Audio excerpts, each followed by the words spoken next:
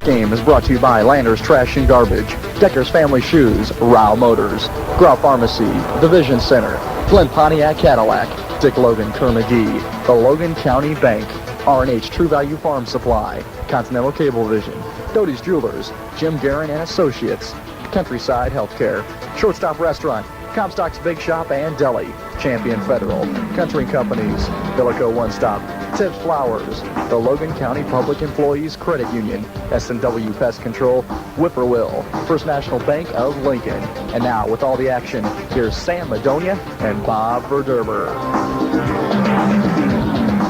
Good evening, everybody. How are you? From Eisenhower High School, Sam Madonia, Mike Side, along with Bob Verderber, ready to bring you tonight's Big 12 conference action between our Lincoln Rail Splitters and the Panthers of Decatur. Eisenhower. Eisenhower with a 6-7 record, 9-13 overall. Bob Verderber. They've got a lot of talent, but they're just not playing very well this year. Sam, last time out, they were led by Tony Brown. He had 14, and Kevin Roberson had 13 points. Since the last time we met him, they've got a new man playing, Donnie Bonds. He's a 5'9" senior guard. We'll probably see a little bit out of him. The Railers handled him, like you said, pretty easily earlier in the year, 64-43. And here at home, Eisenhower may give us a little bit of trouble, but the Railers are really on a roll this year. We'll be back with more pregame following this 1-minute timeout.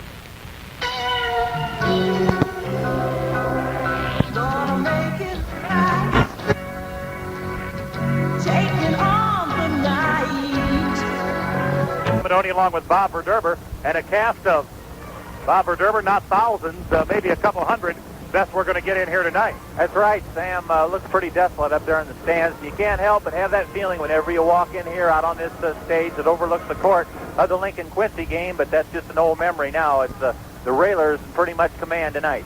Well, you would think so. Lincoln, a bigger crowd from Lincoln than there is from Eisenhower, but still not a huge crowd from Lincoln. Maybe a couple hundred fans have made the trip. I'll tell you what, 121 was nothing to write home about on the way down here. No, it's pretty dangerous. A lot of slick spots out there, and people being pretty cautious. A lot of brake lights along the way coming over here. The Lincoln Rail Splitters come into this ball game with a very impressive 20-2 record and ranked 7th in the state of Illinois. They are 12-1 in the conference. The conference is all wrapped up.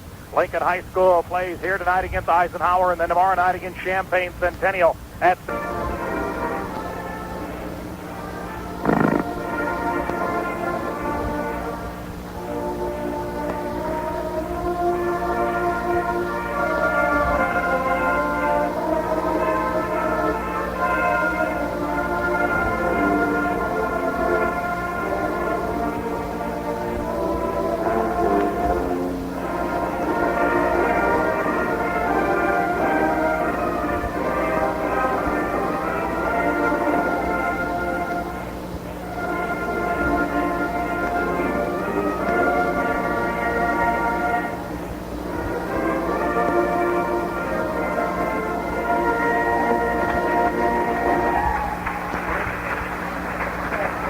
Well, here we go. We're about ready to start the basketball game.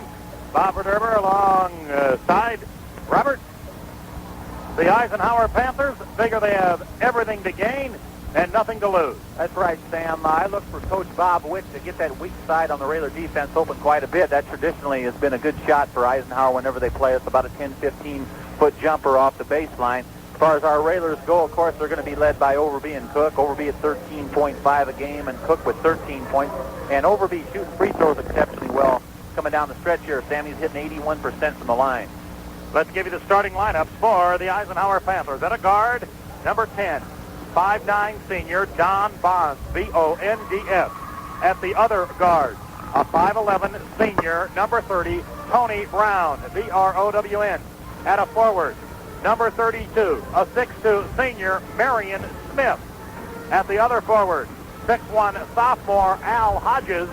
And the center, number 44, the second leading scorer in the Big 12 Conference, Kevin Roberson, averaging 19.8 points per ball game. For the Lincoln Rail Splitters, they will go with the lineup that got him here. There is some question about Jason Jones. He turned his ankle in practice last night, and he is listed as probable. We'll have to wait and see.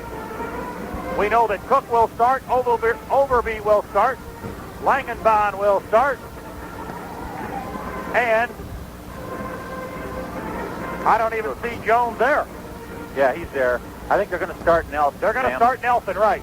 So Jason Jones, who injured the ankle, the reason I didn't spot Jason, he's got the Nate Langenbahn haircut.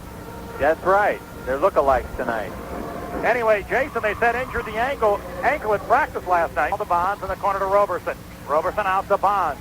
Bonds, ball knocked away, but Snyder picks it up. 10-footer glass doesn't go. Rebound, Eisenhower has it. 10-footer doesn't go. Eisenhower rebound up and good, and the foul on Lincoln, and they'll count the basket.